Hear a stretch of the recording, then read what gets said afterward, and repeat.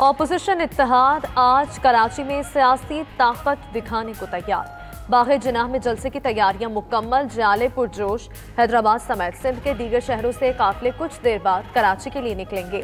बिलावल भुट्टो का रात गए यूसुफ रजा गिलानी और परवेज अशरफ के हमरा जलसागाह का मुआयना। पीटीएम के सदर मौलाना फजलुर रहमान पहले ही कराची में मौजूद हैं।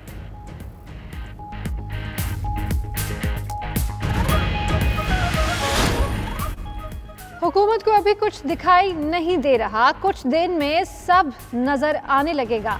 मरियम नवाज की जाती उम्र से कराची के लिए रवानगी से कबल गुफ्तगू। मजीद बोली, इमरान खान से हमारा मुकाबला है ही नहीं, दोबारा जेल काट कर आए हैं, अब गिरफ्तारी से क्या डरना। मरियम नवाज कराची पहुंचकर पहले मज़ार कायद पर हाजिरी देंगी।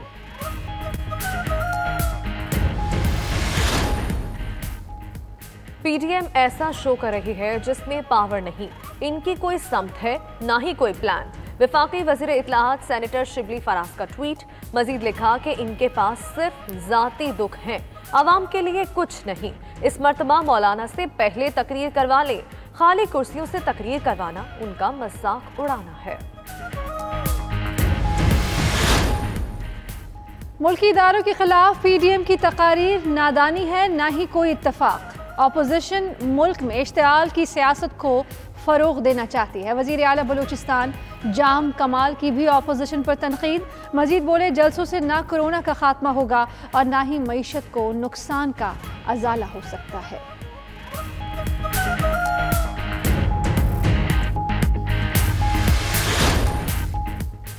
फालूदे और पापड़ वाले के बाद अरबपति धोबी की एंट्री। घोटकी के गरीब धोबी के अकाउंट से अरबों की ट्रांजैक्शन का इंकशाफ। एफबीआर ने रमेश कुमार को टैक्स अदायगी का नोटिस जारी कर दिया। धोबी रमेश कुमार के अकाउंट से 12 अरब 78 करोड़ 71 लाख 45 हजार की ट्रांजैक्शन हुई। इस्लामाबाद में लेडी हेल्थ वर्कर्स का धरना 5वें रोज़ में दाखिल। महकमा सेहत के हुकाम के साथ मुज़ाकरात का एक और दौर नाकाम। मुज़ाहिरीन का मुतालबात की मंजूरी तक एहतजाज ख़त्म न करने का ऐलान। आज पूरी क़ुव्वत के साथ इकट्ठे होने का अज़्म। पीर को पार्लियामेंट हाउस तक जाएंगे।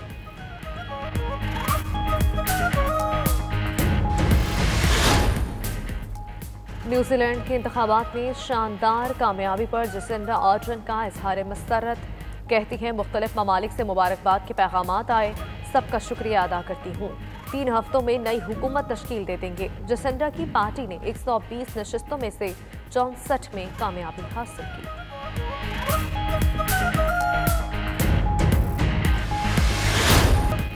नेशनल T20 कप का फातिह कौन होगा?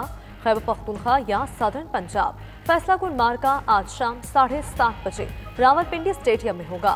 सदर्न पंजाब ने सेमीफाइनल में दिफाई चैंपियन नॉर्दर्न को शिकस्त दी। खैबर पख्तूनख्वा ने सिंध को हराया था।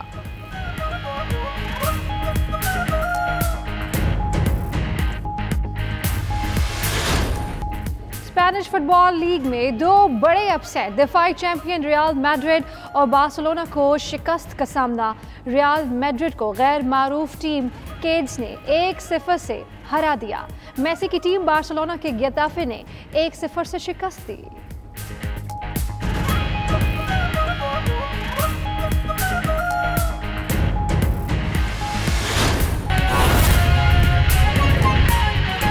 मरियम नवाज कराची जाने के लिए जाती उम्रा से एयरपोर्ट रवाना हो चुकी हैं।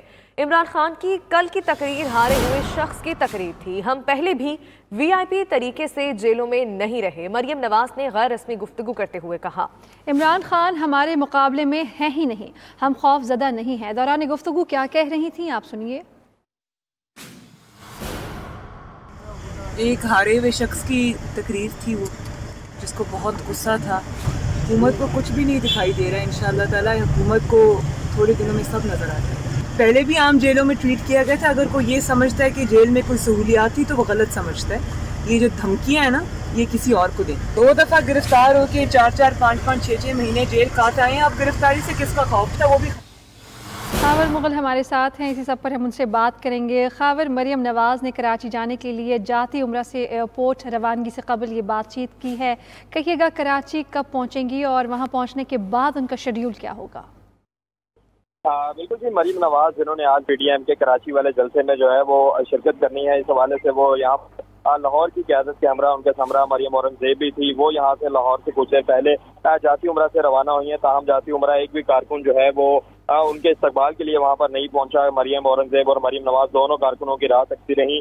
ताहम कुछ देर पहले वो यहाँ से रवाना हो चुके हैं और कुछ ही देर में जो है वो लाहौर एयरपोर्ट से उनके वो बजरिया फ्लाइट जो है वो कराची पहुंचेंगे। और कराची यहाँ पर मीडिया से गुफ्तगू में उनका कहना था कि इमरान खान कल की जो इमरान खान ने तकरीर की वो उनकी तकरीर से नजर आ रहा था कि वो एक डरे हुए शख्स की तकरीर थी, खौफजदा शख्स की तकरीर थी। उनका ये भी कहना था कि इससे पहले भी जो है वो वीआईपी जेलों में नहीं रहे। जो इमरान खान उन्हें ये कह रहे हैं कि वो अब वीआईपी जेलों में नहीं रहेंगे, वो पहले भी जो है वो एक आम जेलों में रहे हैं। मरियम नवाज का ये कहना था कि 2 बार वो खुद भी जेल काट चुकी हैं, उन्हें किसी किस्म का कोई डर नहीं है। खावर मुगल आगाह कह रहे थे आप, शुक्रिया। रुख करेंगे खानेवाल का, जहां सब्जियों के रेट बुलंद तरीन सतह पर पहुंच गए हैं।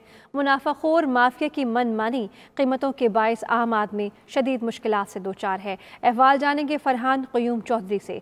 जी फरहान, कहिएगा क्या रेट्स हैं यहाँ सब्जियों और फलों के? जी बिल्कुल, अगर हम हालिया खुद साख्ता महंगाई की लहर की बात करें तो इस महंगाई ने शहरियों की चीखें निकलवा दी हैं। और अगर हम सिर्फ सब्ज़ी की बात करें तो सब्ज़ी की बाज़ अशिया तारीख की बुलंद तरीन सतह पर पहुँच गई हैं। इसी तरह अगर हम खानेवाल की बात करें तो खानेवाल में जो मटर है वो 300 रुपये किलो से लेकर 330 रुपये किलो तक फ़रोख्त हो रहा है। आलू जो है वो 90 रुपये किलो से लेकर 130 रुपये किलो तक फ़रोख्त हो रहा है।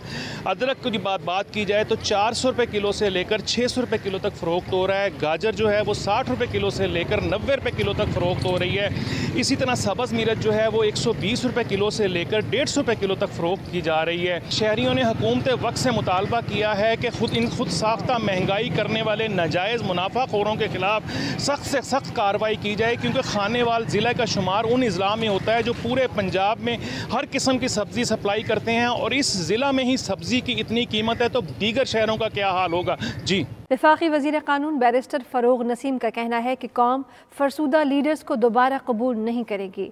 अगर करप्ट लीडरशिप दोबारा आ गई तो पाकिस्तान बनाना रिपब्लिक बन सकता है। कहा कि अपनी अदलिया और इदारों की इज्जत नहीं करेंगे तो कुछ भी नहीं बाकी बचेगा। नैब आज़ाद इदारा है, हुकूमत का किसी भी केस बनाने में कोई किरदार नहीं। कराची से सब पर देखिए किरण खान की रिपोर्ट। वफाकी वजीर कानून बैरिस्टर फ़रोग़ नसीम ने खबरदार किया है कि अगर अपनी अदलिया और इदारों की इज्जत नहीं करेंगे तो कुछ नहीं बचेगा। कराची में 5वीं जुडिशल कॉन्फ्रेंस से खिताब करते हुए डॉक्टर फ़रोग़ नसीम का कहना था कि क्या जजेस से कोई जबरदस्ती फैसले करा सकता है। और ये फैसले जो भी हुए कोई मार्शल नहीं लगा हुआ, मिलिट्री गवर्नमेंट नहीं थी, डेमोक्रेटिक गवर्नमेंट थी। और किसकी थी? PMLN की थी, उनकी अपनी गवर्नमेंट थी।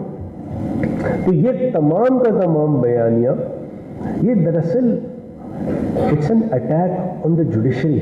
बैरिस्टर फ़रोग़ नसीम का कहना था कि नैब आज़ाद इदारा है, हुकूमत का किसी पर केस बनाने में कोई किरदार नहीं। कौम फरसूदा लीडर्स को दोबारा कबूल नहीं करेगी। अगर करप्ट लीडरशिप दोबारा आ गई तो पाकिस्तान बनाना रिपब्लिक बन सकता है। कोई एजेंडा नहीं है कि किसी के खिलाफ कोई ऐसा केस बनाया जाए।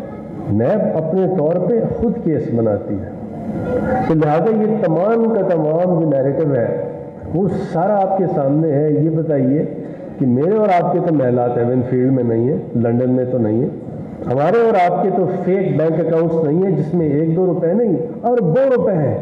बैरिस्टर फ़रोग़ नसीम का कहना था कि वफाकी हुकूमत का फोकस रूल ऑफ लॉ पर है। जस्टिस शौकत सिद्दीकी के खिलाफ फैसला इमरान खान ने नहीं, सुप्रीम जुडिशल काउंसिल ने किया था। कैमरामैन इस्माइल अख्तर के साथ किरण खान, 92 न्यूज़, कराची।